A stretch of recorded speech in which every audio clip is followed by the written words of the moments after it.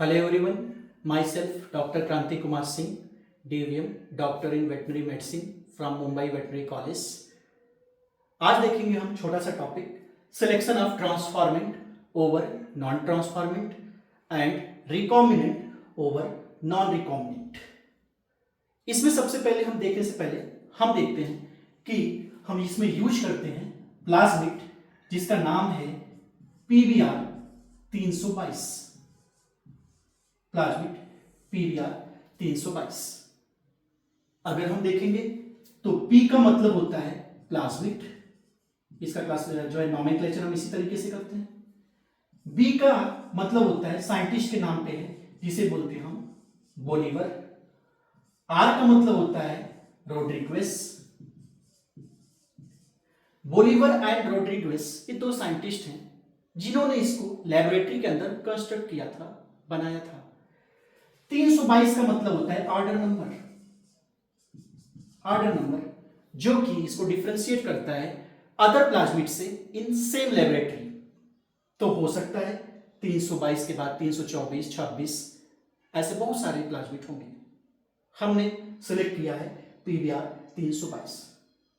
तो P represent कर रहा है प्लाज्मिड को, B रिप्रेजेंट कर रहा है साइंटिस्ट का नाम बोलीवर, R रिप्रेजेंट कर रहा है साइंटिस्ट का नाम रोड्रिग्वेस और 322 रिप्रेजेंट कर रहा है ऑर्डर नंबर जो कि सेम लेबोरेटरी में अदर प्लाज्मिड भी होंगे उनसे डिफरेंशिएट कर रहा है। कुछ बातें अगर हम देखें PBR 322 में तो इसका जो साइज होता है लगभग 4.36 kb का होता है। अगर बेस में देखें तो लगभग 4361 बेस का ये प्लाज्मिड होता है। अब हम बात करते हैं इस प्लाज्मिड के थोड़े स्ट्रक्चर के बारे में।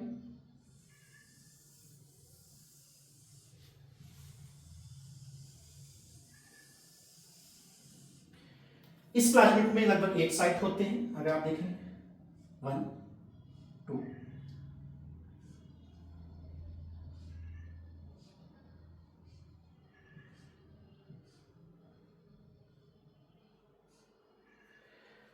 अब हम देखते हैं ये जो PBR 322 हमारा प्लाज्मिड है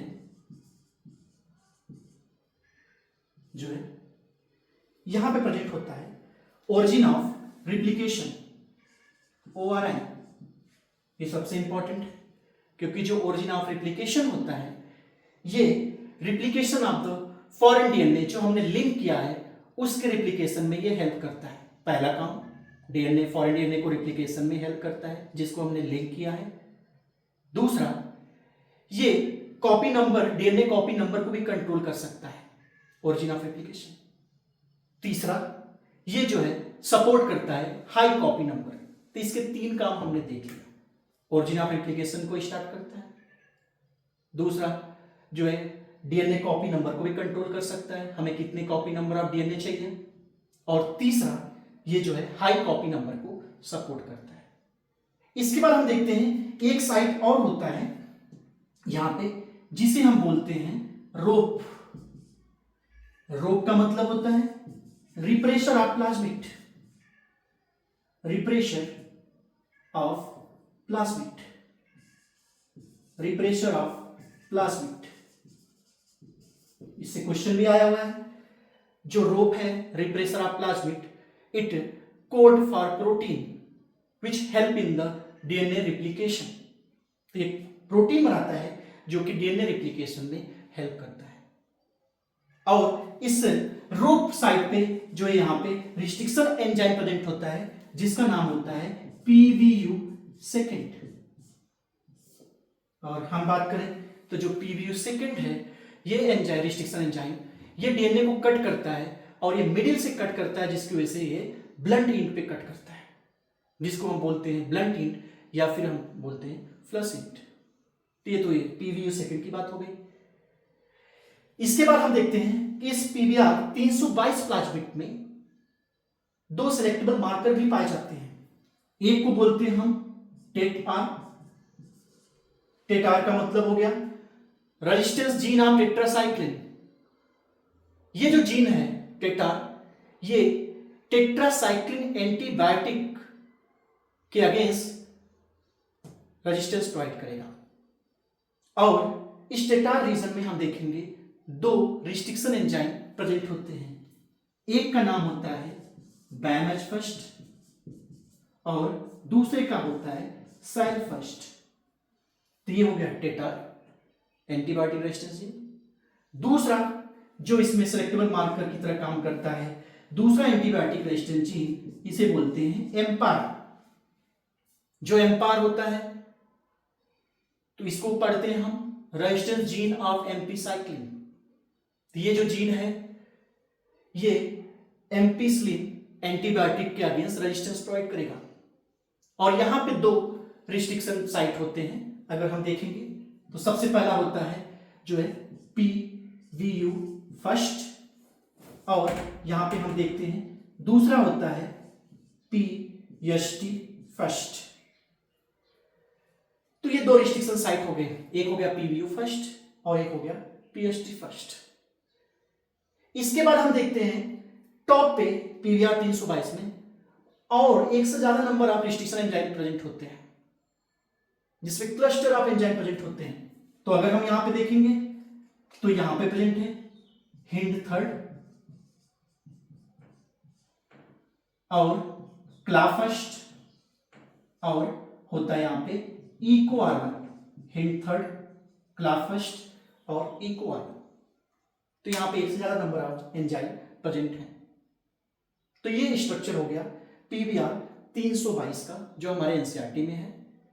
इसको लेके हम आगे जो है थोड़ा सा एक्सपेरिमेंट में देखेंगे, जो कि हमारा टॉपिक है selection of transformant over non transformant and recombinant over non recombinant. और ये किसके हेल्प से होता है? टू सिलेक्टेबल मार्कर जो एंटीबायोटिक रेजिस्टेंस जीन होते हैं एम्पार और टेट्रासाइक्लिन, इसके हेल्प से हम देखेंगे। अगर हम बात करें तो एक एनसीईआरटी में लाइन दी है कि कोई भी ई कोलाई बैक्टीरिया में नेचुरली एंटीबायोटिक रेजिस्टेंस जीन नहीं पाया जाता है। वो एंटीबायोटिक रेजिस्टेंस जीन हम प्लाज्मिड के थ्रू इंसर्ट कराते हैं। नेचुरली कोई भी antibiotic resistance gene E coli bacteria में नहीं पाया जाता है। तो हम देखते हैं थोड़ा सा इसके बारे में।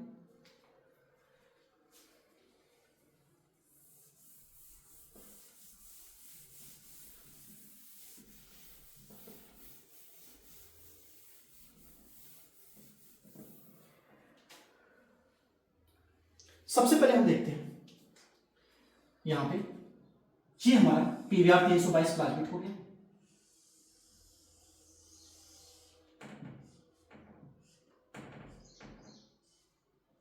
यहां पे हो गया टेटार जी एमपी सिलेक्टेबल मार्कर, यहां पे हो गया एम्पार, यहां पे हो गया BAMH फर्स्ट, यहां पे हो गया SAL फर्स्ट, यहां पे हो गया PVU फर्स्ट, यहां पे हो गया PST फर्स्ट।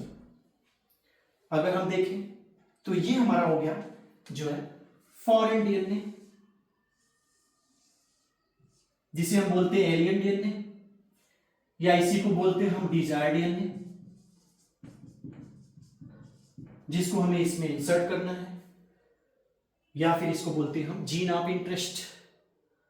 तो या तो डिजायर्ड डीएनए जिसको हमें इसके साथ जो है लाइगेट करना है, या फिर इसको बोलते हैं एलियन डीएनए, या फिर बोल सकते हैं फॉरेन डीएनए, या फिर इसको बोल सकते हैं हम जीन ऑफ इंटरेस्ट। हम एनसीईआरटी के हिसाब से अगर हम चलें तो यहां पे हम यूज कर रहे हैं कट द रिस्ट्रिक्शन एंजाइम, और इसमें हमने रिस्ट्रिक्शन एंजाइम यूज किया है BAMH फर्स्ट, जो कि हमारे एनसीईआरटी में लिखा है। और हम ये ध्यान में रखेंगे कि सेम रिस्ट्रिक्शन एंजाइम हम यूज करेंगे, हम सेम रिस्ट्रिक्शन एंजाइम यूज करेंगे जो है प्लाज्मिड को कट करने के लिए, वही सेम रिस्ट्रिक्शन एंजाइम हम यूज करेंगे डिजायर या फॉरेन डीएनए को कट करने के लिए। क्वेश्चन आता है अलग अलग हम यूज कर दे तो क्या हो जाएगा? अगर हमने अलग अलग यूज किया तो अलग अलग हर एंजाइम का कट करने का तरीका और रिकॉग्निशन सीक्वेंस अलग होता है, इस वजह से उसके जो स्टिकी एंड बनेंगे वो भी अलग अलग होंगे, जिसकी वजह से क्या होगा, ये प्लाज्मिड डीएनए और फॉरेन डीएनए आपस में जो है नहीं जोड़ पाएंगे, लाइगेशन में प्रॉब्लम आएगी। इसीलिए हम हमेशा सेम रिस्ट्रिक्शन एंजाइम यूज करते हैं दोनों को कट करने के लिए। तो अगर हमने यूज किया BAM-H फर्स्ट यहां पे, तो ये जो BAM-H फर्स्ट रिस्ट्रिक्शन एंजाइम है ये कट करेगा टेट्रासाइक्लिन रीजन में। तो अगर हम देखें इस तरह से, तो ये BAM-H फर्स्ट कट करेगा टेट्रासाइक्लिन रीजन में। तो इस तरह से हमने क्या देखा, यहां पे जो हमारा प्लाज्मिड है यहां पे BAM-H फर्स्ट ने कट किया, क्योंकि इसका जो है रिस्ट्रिक्शन साइट यहां पे है, एम्पिसिलिन से कोई लेना देना नहीं है, तो एम्पिसिलिन यहां पे रहेगा ही रहेगा। और जो है हमने सेम एंजाइम से फॉरेन डीएनए को भी कट कर दिया, तो ये हमारा फॉरेन डीएनए भी कट करके आ गया। अब दूसरा चैलेंज ये होता है, कट करने के बाद इन दोनों प्लाज्मिड डीएनए और फॉरेन डीएनए को हमें क्या करेंगे, हम जो है लाइगेट करेंगे। और यहां पे हम लाइगेट करने के लिए जो ये एंजाइम यूज करते हैं, डीएनए लाइगेज एंजाइम, जो कि कैसा होता है, डेल्टा 4 एंजाइम हम यूज करते हैं जो है बायोटेक्नोलॉजी में। और जब हम इसको लाइगेट करते हैं तो हम देखते हैं हमें क्या मिलता है, यहां पे एम्पिसिलिन रहेगा ही रहेगा, और इसके साथ ये फॉरेन डीएनए आके जो है हम जोड़ दिए। तो यहां पे हम बात करते हैं, इसको बोलेंगे जो है रिकॉम्बिनेंट डीएनए, या इसको बोलेंगे हम जो है हाइब्रिड डीएनए, या फिर इसको हम बोलते हैं काइमेरिक डीएनए। हाइब्रिड डीएनए क्यों बोलते हैं, क्योंकि इसमें दो अलग अलग टाइप के डीएनए को हमने जोड़ा with the help of DNA ligase enzyme.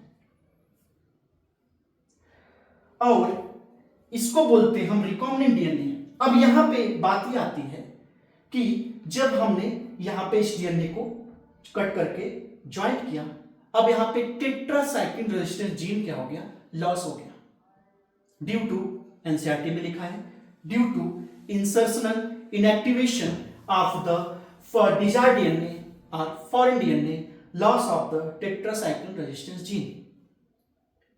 अब इस रिकॉम्बिनेंट डीएनए को हम बैक्टीरिया के अंदर क्या करेंगे, जो है इंसर्ट कराएंगे, और उस प्रोसीजर को बोलते हैं ट्रांसफॉर्मेशन। ट्रांसफॉर्मेशन का मतलब होता है, it is the procedure transfer of the foreign DNA into the bacterial cell. इस प्रोसीजर को बोलते हैं हम ट्रांसफॉर्मेशन। तो हमारे पास जो है आरडीएनए बन गया। हो सकता है वहां पे एक पॉसिबिलिटी और बन जाएगी, जब हम यहां पे सेलेक्ट करते हैं कि वो एंजाइम ने इस प्लाज्मिड को तो कट ही नहीं किया, तो जब इसको कट ही नहीं किया तो इसमें कोई भी डीएनए लाइगेट भी तो नहीं हो सकता। तो यहां पे जब कोई डीएनए लाइगेट नहीं हुआ, क्योंकि इस एंजाइम ने इसको कट नहीं किया, तो यहां पे दोनों टाइप के जो है जीन रहेंगे, एमआर भी रहेगा और टेटआर भी रहेगा। तो यहां पे कोई डीएनए जो है फॉरेन डीएनए अटैच नहीं हुआ, इसको हम बोलेंगे नॉन रिकॉम्बिनेंट। नॉन रिकॉम्बिनेंट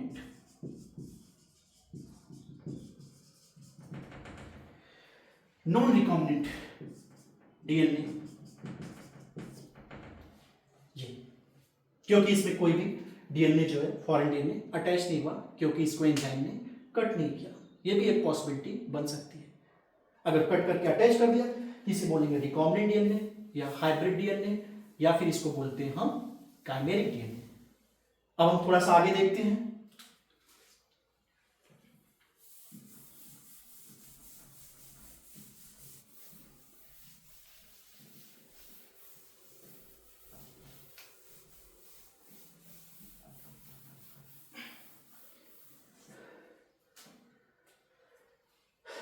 चलिए देखते हैं थोड़ा सा।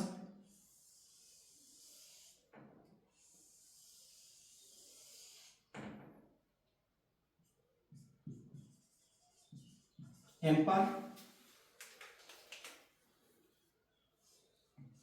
यहां पे अटैच हो गया हमारा फॉरेन डीएनए, तो ये हो गया रिकॉम्बिनेंट डीएनए। साथ में हो सकता है जो हमने अभी दूसरी चीजें देखी कि इस प्लाज्मिड को उसने कट ही न कर पाया, तो यहां पे फॉरेन डीएनए अटैच ही नहीं होगा, इसको बोलते हैं हम नॉन रिकॉम्बिनेंट डीएनए। तो यहां पे दोनों एंटीबायोटिक रेजिस्टेंट जीन रहेंगे, एम्पार भी रहेगा और टेट्रासाइक्लिन भी रहेगा, तो जिसे बोलेंगे हम नॉन रिकॉम्बिनेंट डीएनए। अब हम देखते हैं ट्रांसफॉर्मेशन। मान लो ये हो गया हमारा ई कोलाई बैक्टीरिया, जो कि हमारा होस्ट है। ई कोलाई बैक्टीरिया जो कि हमारा होस्ट है। अब हम देखेंगे ए एंड बी। एक पॉसिबिलिटी तो इसमें ये हो सकती है कि इन दोनों में से कोई भी प्लाज्मिड इसके अंदर ट्रांसफॉर्म ना हुआ हो, तो यानी कि ये कैसा हो जाएगा, नॉन ट्रांसफॉर्मेंट, इस तरह से बन जाएगा। यानी कि इसमें कोई भी प्लाज्मिड जो है गया ही नहीं, इंसर्ट ही नहीं हुआ, तो ये हो जाएगा हमारा नॉन ट्रांसफॉर्मेंट। दूसरी पॉसिबिलिटी ये हो सकती है कि रिकॉम्बिनेंट डीएनए इसके अंदर इंसर्ट किया होगा, रिकॉम्बिनेंट डीएनए जो कि हमारा कैसा होगा, इस तरह से।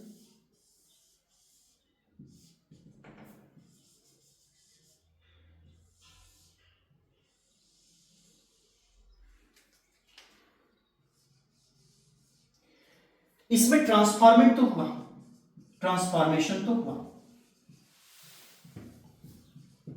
तो ये कैसा रहेगा, ट्रांसफॉर्मेंट प्लस रहेगा रिकॉम्बिनेंट।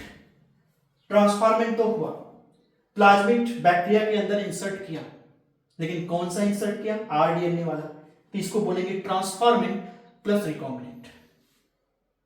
तीसरी पॉसिबिलिटी क्या हो सकती है, हो सकता है कि नॉन रिकॉम्बिनेंट वाला इसके अंदर इंसर्ट किया हो।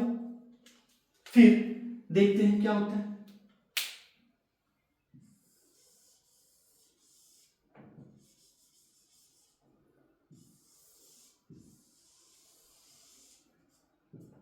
इसमें दोनों जीन रहेंगे, एम्पार भी और टेट आर भी।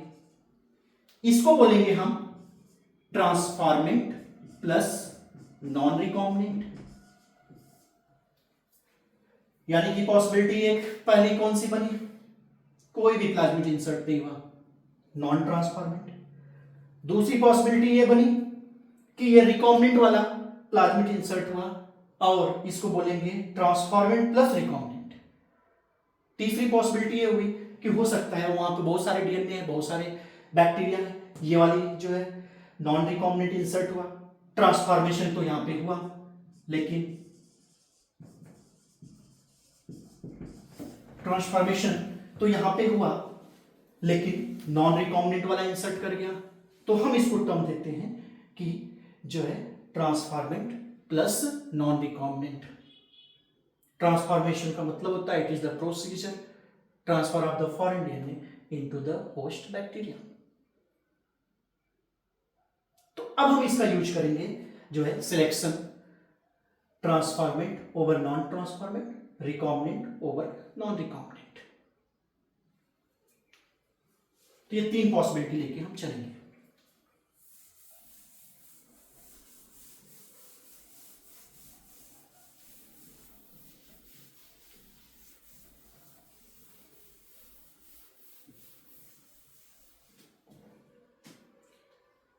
सबसे पहले हम देखते हैं, हम एक चूज करते हैं पेट्री डिश। एक पेट्री डिश लिया, ये पेट्री डिश, इसमें हमने जो है न्यूट्रिएंट मीडियम, अगर न्यूट्रिएंट मीडियम यूज किया, और इसमें कोई भी एंटीबायोटिक नहीं है, यानी नो एंटीबायोटिक, इसमें कोई भी एंटीबायोटिक नहीं है, नो एंटीबायोटिक आर प्रेजेंट, और इसी को बोलते हैं हम मास्टर प्लेट।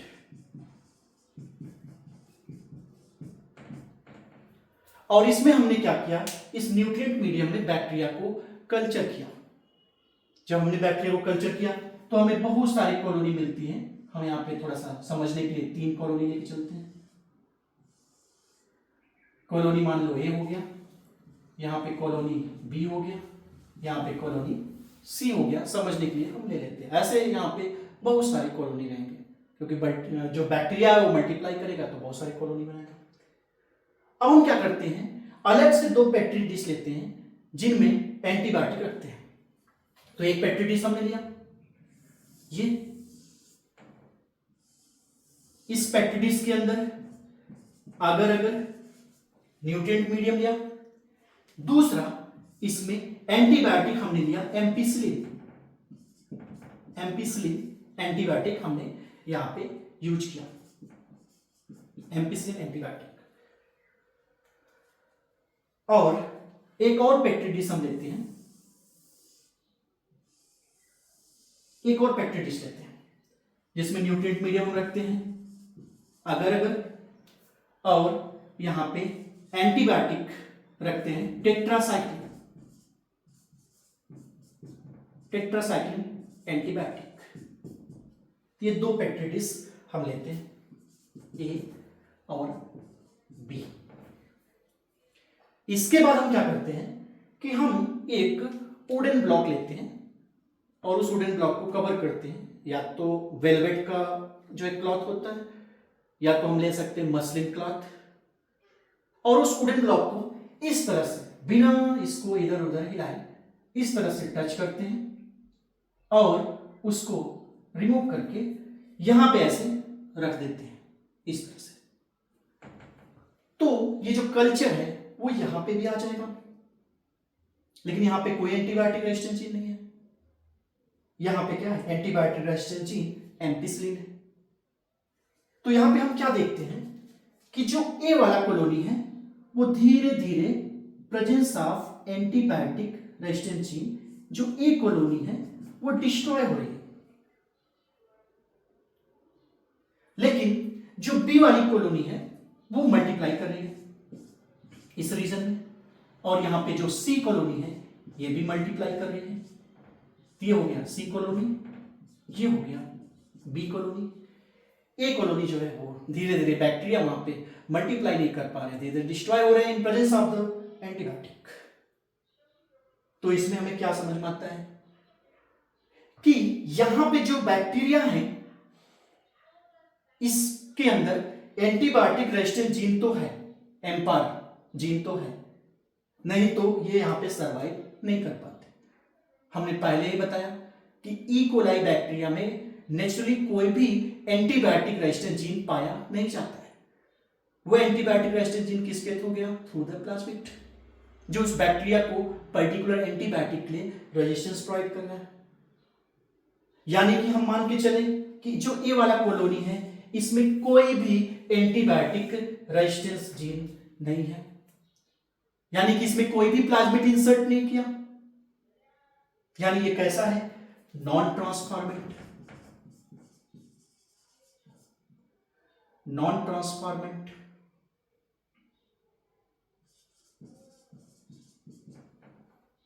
ये हमें नहीं चाहिए। दूसरा हम देखते हैं ये दोनों कैसे हैं, ट्रांसफॉर्मेंट हैं। ट्रांसफॉर्मेंट का मतलब इनके अंदर तो प्लाज्मिड तो गया है, लेकिन हम ये नहीं बता सकते हैं कि किस बैक्टीरिया के अंदर कौन सा रिकॉम्बिनेंट प्लाज्मिड है, किसके अंदर नॉन रिकॉम्बिनेंट प्लाज्मिड है, क्योंकि हमने अभी देखा था, थोड़ा सा मैं आपको बता दूं,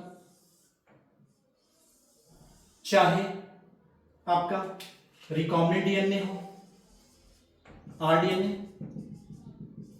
इसके अंदर एम्पार जीन था जो कि एम्पिसिलिन के लिए जो है प्रोवाइड करेगा रेजिस्टेंस। दूसरा, चाहे हमारा नॉन रिकॉम्बिनेंट वाला हो, उसमें भी एम्पार जीन था।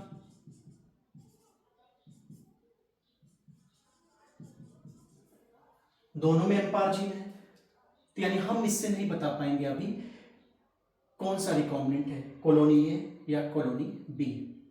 ये तो हम बता सकते हैं इससे कि ट्रांसफॉर्मेंट कौन है, नॉन ट्रांसफॉर्मेंट कौन है। जिसमें ट्रांसफॉर्मेशन हुआ होगा वो सर्वाइव करेगा, जिसमें ट्रांसफॉर्मेशन नहीं हुआ वो सर्वाइव नहीं करेगा। और हमें पता भी चल गया कि ए कॉलोनी कौन सा है, नॉन ट्रांसफॉर्मेंट, और ये दोनों कॉलोनी कैसे हैं? Transformant, transformant. अब हम जाते हैं दूसरे पेक्टरी डिश में जिसमें एंटीबायोटिक रखा हुआ है टेट्रासाइक्लिन, और टेट्रासाइक्लिन है तो सेम कहानी हम यूज करेंगे। मास्टर प्लेट यहां से नहीं लेंगे, हम सीधा मास्टर प्लेट पे जाएंगे, वुडन ब्लॉक को ऐसे रखेंगे और यहां से उठाते हैं, बिना इसको हिलाए डुलाए इस पे प्रेस करते हैं और हटा देते हैं। थोड़ी देर बाद हमें क्या समझ में आता है कि जो कॉलोनी है वो कहीं भी सरवाइव नहीं कर पाएगी, यहां भी बैक्टीरिया जो है वो जो है मल्टीप्लाई नहीं कर रहे हैं। कॉलोनी बी जो है सरवाइव कर रही है, यहां पे बैक्टीरिया जो है मल्टीप्लाई कर रहे हैं, लेकिन हम क्या देखते हैं जो कॉलोनी सी वाली है वो भी धीरे धीरे डिस्ट्रॉय हो रही है। यानी हमें क्या पता चला, ये तो हमें ऑलरेडी पता चला है ये नॉन ट्रांसफॉर्मेंट है, ये कॉलोनी सरवाइव कर रही है। इसका मतलब ये ट्रांसफॉर्मेंट तो है, प्लस कैसा है? Non recombinant. क्यों ये नॉन रिकॉम्बिनेंट है? क्योंकि ये कॉलोनी जो है टेट्रासाइक्लिन एंटीबायोटिक में सरवाइव कर पा रही है, यानी इस कॉलोनी में टेट्रासाइक्लिन रेजिस्टेंस जीन है, और वो कौन सा होगा? Non recombinant. ये नॉन रिकॉम्बिनेंट हो गया, और यहां पे ये कॉलोनी जो है सरवाइव नहीं कर पा रही है। इसका मतलब हमें यहां से तो पता चल ही गया था कि ये कॉलोनी कैसा है? ट्रांसफॉर्मेंट है, लेकिन due to insertional inactivation of the foreign DNA into theta region, tetracycline gene will be lost into the rDNA, और इस वजह से टेट्रासाइक्लिन जब resistance gene rDNA recombinant DNA से लॉस हो गया तो ये टेट्रासाइक्लिन एंटीबायोटिक में सरवाइव नहीं कर पा रहा है, क्योंकि उसको रेजिस्टेंस प्रोवाइड नहीं हो पा रहा है। इसलिए कैसा हो गया? Tetracycline plus recombinant. तो अब हमें समझ में आ गया जो है कि एक्सपेरिमेंट के लिए हमें यूज करना है टेट्रासाइक्लिन वाला। अब हमें समझ में आ गया है, अब हमें समझ में आ गया है कि एक्सपेरिमेंट में हमें यूज कौन सा करना है आगे चल के फर्दर, वो है ट्रांसफॉर्मेंट और रिकॉम्बिनेंट, और वो कॉलोनी हमें कहां पे मिला? सी वाला। ये हो गया ट्रांसफॉर्मेंट प्लस रिकॉम्बिनेंट, जिसको लेके हम फर्दर एक्सपेरिमेंट करेंगे। तो इस तरह से हमें पता चल गया। अब इस मस्टर्ड प्लेट को क्या करेंगे, यहां से ये जो है एक और पेट्री डिश बनाएंगे, और यहां से ये वाली कॉलोनी उठाएंगे और यहां पे प्रेस कर देंगे। इसके बाद इसमें जो भी बैक्टीरिया होंगे मल्टीप्लाई करेंगे, वो सब कौन से होंगे? ट्रांसफॉर्मेंट प्लस रिकॉम्बिनेंट, जिसको हम फर्दर एक्सपेरिमेंट के लिए यूज कर सकते हैं। तो ये तो था प्रोसीजर जिसमें हमने प्लाज्मिड यूज किया पीबीआर 322। पीबीआर 322 के बारे में हम देखते हैं, लास्ट में एनसीईआरटी लिखती भी है ये बात कि ये जो प्रोसीजर है कंबर्शन जो है प्रोसीजर है। कंबर्शन मतलब कि ये थोड़ा सा जटिल है, डिफिकल्ट है ये प्रोसीजर। क्यों? क्योंकि इसमें जो है दो पेट्री डिश हम यूज करते हैं, दो एंटीबायोटिक रेजिस्टेंस जीन यूज करना पड़ता है, और इस वजह से 2 बार हमें ये एक्सपेरिमेंट परफॉर्म करना पड़ता है। अगर हम देखेंगे तो इसका कोई और सॉल्यूशन है? बिल्कुल, और उसमें हम यूज करते हैं एक और प्लाज्मिड जिसका नाम है PUC8, और उसके बारे में देखते हैं, जो कि एनसीईआरटी में वो पैराग्राफ लिखा हुआ है जिसमें सेलेक्टेबल मार्कर हमारा होता है जो है LAGZ जीन। तो दूसरा प्रोसीजर भी देख लेते हैं। इसमें डिफिकल्टी ये होती है कि हमें 2 बार चीजें यूज करनी पड़ती है, 2 बार पेक्टिड डिश यूज किया, 2 बार प्रोसीजर करना पड़ा, तब हमें कंफर्म हुआ। उसमें ऐसा नहीं होता है, उसमें हमें एक ही बार में पता चल जाता है ट्रांसफॉर्मेंट और रिकॉम्बिनेंट, सीधा सीधा एक बार में प्रोसीजर में हमें पता चल जाता है। इस वजह से जो PUC8 प्लाज्मिड है वो इजी पड़ जाता है, और एक ही स्टेप में हमें जो है सॉल्यूशन मिल जाता है कौन सा ट्रांसफॉर्मेंट है कौन सा रिकॉम्बिनेंट है। तो हमने पीबीआर 322 का देखा, अब हम दूसरा वाला देखेंगे जो है PUC8 प्लाज्मिड, जो कि हम डिफ्रेंशिएट कर पाते हैं इन प्रेजेंस ऑफ कलर।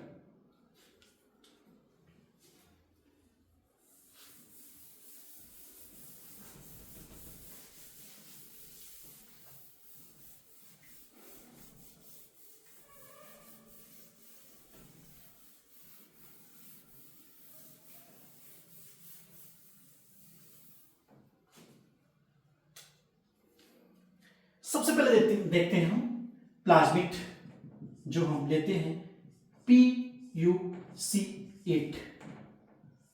हमने यहां पे PuC8 लिया है। ऐसे बहुत सारे प्लाज्मिड हैं जो कि बनाए गए हैं, PuC8, PuC18, PuC19, ऐसे बहुत सारे प्लाज्मिड्स हैं। इसमें क्या क्या रिप्रेजेंट कर रहा है? P का मतलब हो गया प्लाज्मिड, UC का मतलब हो जाता है इसमें यूनिवर्सिटी ऑफ कैलिफोर्निया, तो इसको यूनिवर्सिटी ऑफ कैलिफोर्निया ने इसको जो है बनाया था, यूनिवर्सिटी ऑफ कैलिफोर्निया ने इसको बनाया था। 8 ऑर्डर नंबर हो गया, जो अदर प्लाज्मिड से इसको क्या करेगा, अलग बनाएगा। और हम इसमें देखते हैं ये जो प्लाज्मिड का जो साइज होता है वो होता है, इस प्लाज्मिड का साइज लगभग 2.7 केबी का, इस प्लाज्मिड का साइज होता है 2.7 केबी का। और इसमें जो सिलेक्टेबल मार्कर हम यूज करते हैं, सिलेक्टेबल मार्कर यूज करते हैं इसमें लैक्जेट जी, जो कि प्रोड्यूस करता है एंजाइम, जिस एंजाइम का नाम है beta galactosidase. Beta galactosidase enzyme produce करता है, और इसी एंजाइम से हम डिफरेंशिएट कर पाते हैं। तो चलिए देखते हैं कैसे हम इसको जो है यूज कर पाते हैं। Selection of the transformant over non transformant and recombinant over non recombinant on the basis of producing colour. उससे पहले थोड़ा हम देखते हैं, एक क्रोमोजेनिक सबस्टेंस हम यूज करते हैं, उस क्रोमोजेनिक सबस्टेंस का नाम है, थोड़ा इसको देख लेते हैं, बेसिक चीजें, जिसे बोलते हैं एक्स गैल। ये एक्स गैल जो है इसे बोलते हैं हम क्रोमोजेनिक सबस्टेंस।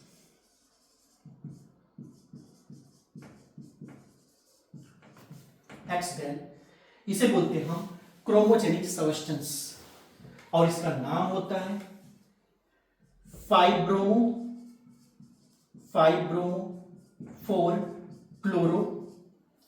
4-chloro इंडोलिल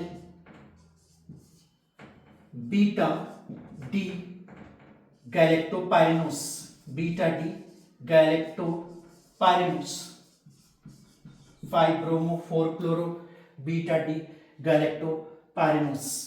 ये इस एक्स गैल क्रोमोजेनिक सबस्टेंस का नाम है। और ये जो है प्रेजेंस ऑफ एंजाइम, जो यहां पे बीटा गैलेक्टोसाइडेस एंजाइम है,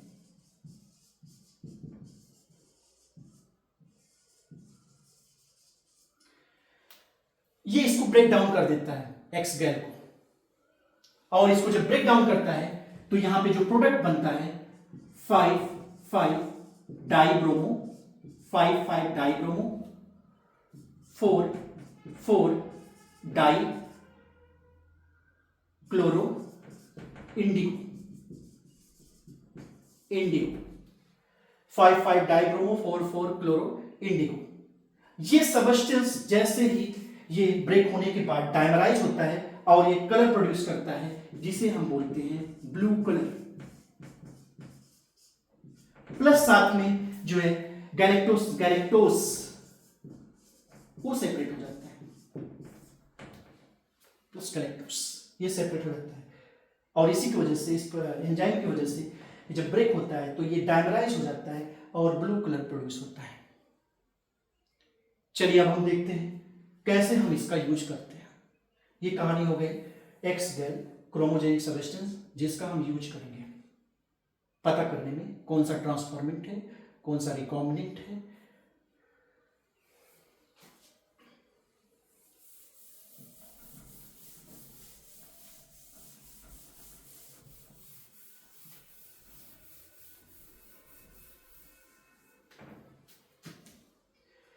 सबसे पहले हम लेते हैं प्लाज्मिड, PuC8, जिसका हमने देखा plasmid, university of California, order number 8। और इसमें प्रेजेंट होता है रेजिस्टेंस जीन, जिसे बोलते हैं हम एम्पार। इसका मतलब हुआ रेजिस्टेंस जीन ऑफ एम्पिसिलिन। तो ये जो एम्पिसिलिन जो एंटीबायोटिक है उसके अगेंस्ट ये एंटीबायोटिक रेजिस्टेंस प्रोवाइड करेगा बैक्टीरिया को। और यहां पर प्रेजेंट होता है लैक्जेड एंजाइम, यहां पे प्रेजेंट है लैक्जेड एंजाइम, लैक्जेड सॉरी यहां पे, और यहां पे प्रेजेंट है लैक्जेड जीन। और ये लैक्जेड जो जीन है यही हमारा सिलेक्टेबल मार्कर की तरह काम करता है और ये प्रोड्यूस करता है बीटा गैलेक्टोसाइडिस।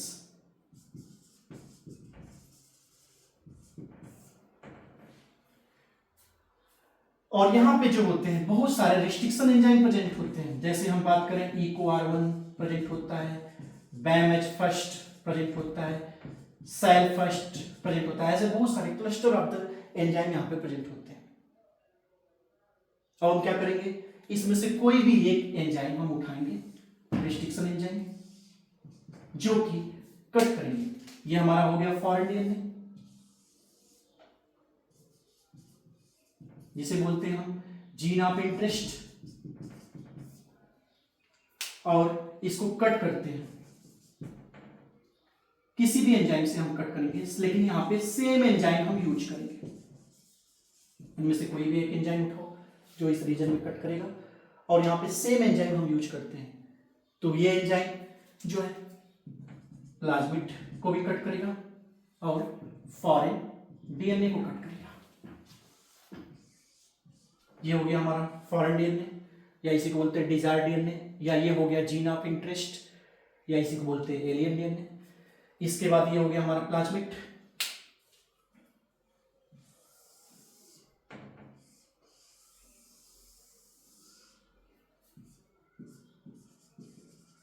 एम्पिसिलिन रेजिस्टेंस जीन यहाँ प्रेजेंट होगा, और इसको हम क्या करेंगे, यहाँ पे जो है लाइगेट कर देंगे। जैसे हमने इन दोनों को लाइगेट किया, एंजाइम का नाम डीएनए लाइगेस, और लाइगेट होने के बाद हमें क्या मिल जाएगा, यहाँ पे रिकॉम्बिनेंट डीएनए मिल जाएगा इस तरह से। AmpR gene plus recombinant DNA.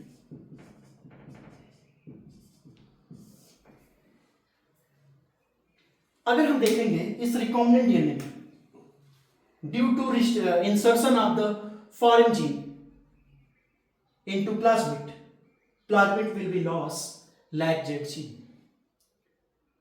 तो जो इंसर्शन इनएक्टिवेशन हुआ फॉरेन डीएनए का प्लाज्मिड के अंदर, इस प्लाज्मिड में लैक्जेड जीन क्या हो गया, लॉस हो गया। एक पॉसिबिलिटी ये है। दूसरी पॉसिबिलिटी, इस एंजाइम ने इसको कट नहीं किया, इस एंजाइम ने इसको कट नहीं किया, और यहां पे कोई भी फॉरेन डीएनए यहां पे आया नहीं, लाइगेट नहीं हुआ, यानी लैक्जेड जीन यहां पे क्या होगा, प्रेजेंट होगा। लैक्जेड जीन यहां पे प्रेजेंट है, इसका मतलब ये किस टाइप का डीएनए हो गया, नॉन रिकॉम्बिनेंट।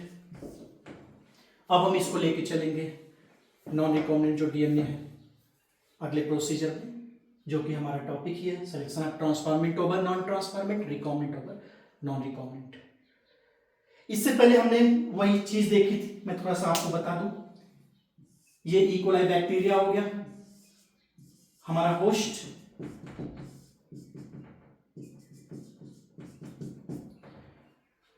इससे पहले हमने यही चीज PBR 322 में देखा था डिटेल में, मैं यहां पे शॉर्ट में देख लेता हूं। ये जो रिकॉम्बिनेंट डीएनए है या ये नॉन रिकॉम्बिनेंट डीएनए, इन दोनों में से कोई भी यहां पे नहीं गया, तो यहां पे पहला कंडीशन क्या बन सकता है, नॉन ट्रांसफॉर्मेंट। दूसरा कंडीशन क्या है कि रिकॉम्बिनेंट डीएनए इसके अंदर चला गया, ट्रांसफॉर्मेशन हो गया रिकॉम्बिनेंट डीएनए का, तो दूसरा कंडीशन हम यहाँ पे हमें क्या मिलेगा, ट्रांसफॉर्मेंट प्लस रिकॉम्बिनेंट। तीसरा कंडीशन क्या पॉसिबल है कि ये वाला इसमें इंसर्ट हो गया, तो यहाँ पे क्या हो जाएगा आपका, थर्ड कंडीशन बन जाएगा, ट्रांसफॉर्मेंट तो हुआ लेकिन नॉन रिकॉम्बिनेंट प्लाज्मिड है। और हमें एक्चुअली एक्सपेरिमेंट के लिए फर्दर हमें कौन सा चाहिए, सेकेंड वाला, ट्रांसफॉर्मेंट प्लस रिकॉम्बिनेंट। अब हम देखते हैं कैसे हम इसको यूज करते हैं। With the help of chromogenic substance presence of enzyme beta galactosidase, जो कि हमें बताएगा कलर के बेसिस पे। चलिए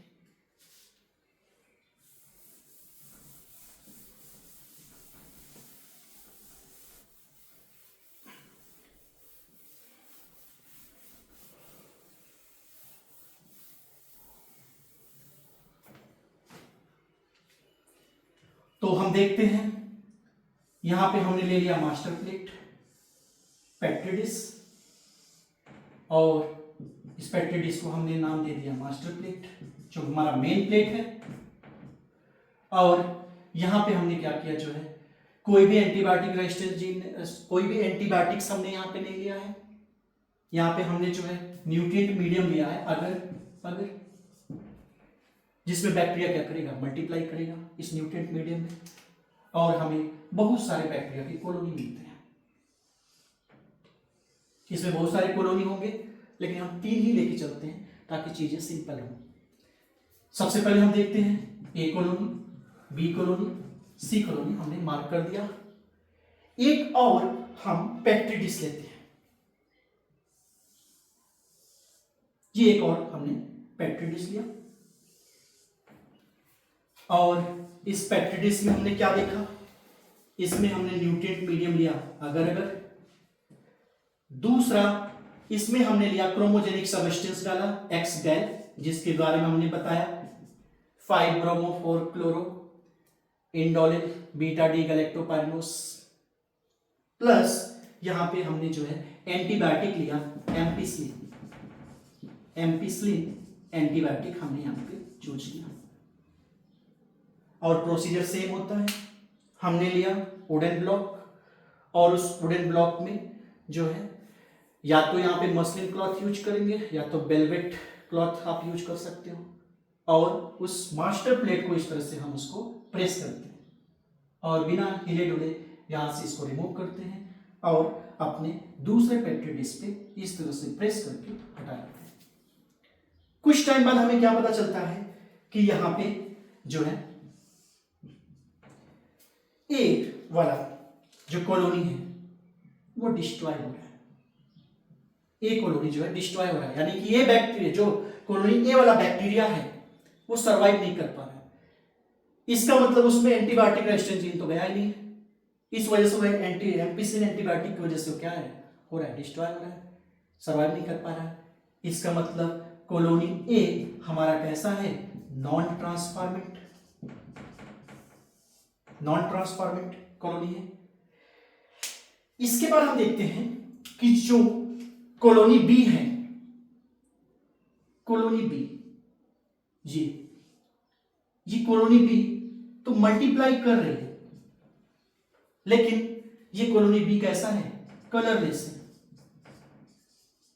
कलरलेस, या कभी कभी हम टर्म दे देते हैं व्हाइट कलर, कलरलेस या व्हाइट कलर।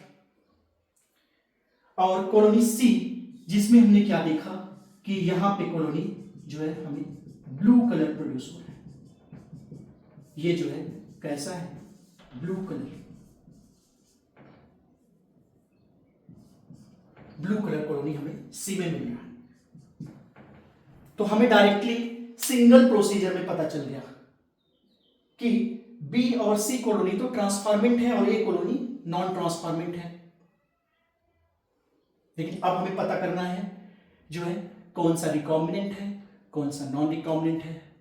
अभी हमने थोड़ा सा देखा था कि ये जो प्लाज्मिड है जो रिकॉम्बिनेंट वाला है,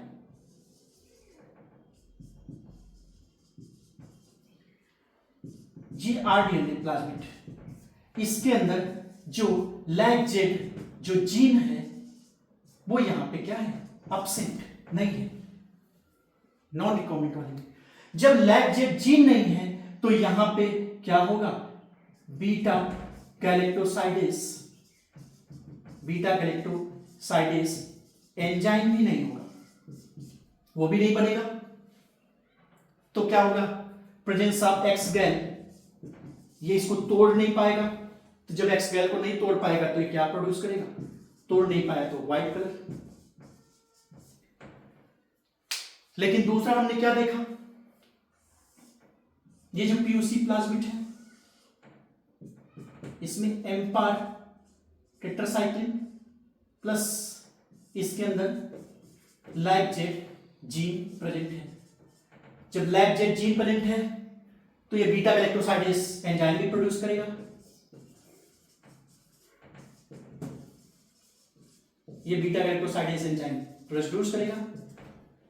जब बीटा गैलेक्टोसाइडेस एंजाइम होगा तो एक्स गैल के प्रेजेंस में ये जो है तोड़ देगा इसको, एक्स गैल क्रोमोजेनिक सब्सटेंस को, और यहां पे हमें ब्लू कलर मिलेगा। यानी कि जो ब्लू कलर मिल रहा है वो कौन से टाइप का है, नॉन रिकॉम्बिनेंट प्लाज्मिड है। यानी हम सीधा सीधा हमें पता चल गया कि ये जो ब्लू कलर है ये transformant plus non recombinant bacteria की कॉलोनी है, transformant plus non recombinant bacteria की कॉलोनी है, ये हमें पता चल गया। और जो व्हाइट कलर वाला है यहां पे due to insertional inactivation of the foreign DNA into lacZ gene, तो जो प्लाज्मिड है PUC8 लॉस लैक्जेट जीन। तो हमने जो है डीएनए को इसमें फॉरेन डीएनए को इंसर्ट कर दिया, जिसकी वजह से इंसर्शनल इनएक्टिवेशन की वजह से यहाँ पे लैक्जेट जीन लॉस हो गया, जिसकी वजह से वो व्हाइट कलर है। तो इसको हम मान लें क्या, ये हो गया हमारा ट्रांसफॉर्मेंट प्लस रिकॉम्बिनेंट, क्योंकि यहाँ पे बीटा गैलेक्टोसाइडेज एंजाइम नहीं बन रहा है और इस वजह से ये एक्स गैल को तोड़ नहीं पा रहा है, इस वजह से ये व्हाइट कलर या कलरलेस है। यानी ये कैसा हो गया, हमारा रिकॉम्बिनेंट हो गया। यहाँ पे बीटा गैलेक्टोसाइडेज बन रहा है जो एक्स गैल को तोड़ दे रहा है और एक्स गैल डायमराइज होके यहाँ पे ब्लू कलर दे रहा है, जिसकी वजह से हमें पता चला ये ट्रांसफॉर्मेंट प्लस नॉन रिकॉम्बिनेंट है। तो ये इजी प्रोसीजर है जो कि PUC8 प्लाज्मिड में हम यूज करते हैं। तो और यहाँ पे सेलेक्टेबल मार्कर है लैक्जेट, और ये सिंगल प्रोसेस में हमें पता चल जाता है कि कौन सा ट्रांसफॉर्मेंट है, कौन सा नॉन ट्रांसफॉर्मेंट है, कौन सा रिकॉम्बिनेंट है, कौन सा नॉन रिकॉम्बिनेंट है। तो हमें इसमें कौन सा चाहिए एक्सपेरिमेंट के फर्दर, हम यूज करेंगे ट्रांसफॉर्मेंट एंड रिकॉम्बिनेंट, और वो कॉलोनी हमारा कौन सा है, colony C, transformant plus recombinant. इसको हम फर्दर एक्सपेरिमेंट के लिए यूज करेंगे। तो ये दो टॉपिक हमने थोड़े से देखे, प्लाज्मिड एक PVR 322 लेके और एक लैक्जेट जीन लेके, PUC8 जिसमें सेलेक्टेबल मार्कर था लैक्जेट जीन। तो यहाँ पे हम इसको खत्म करते हैं। Thank you.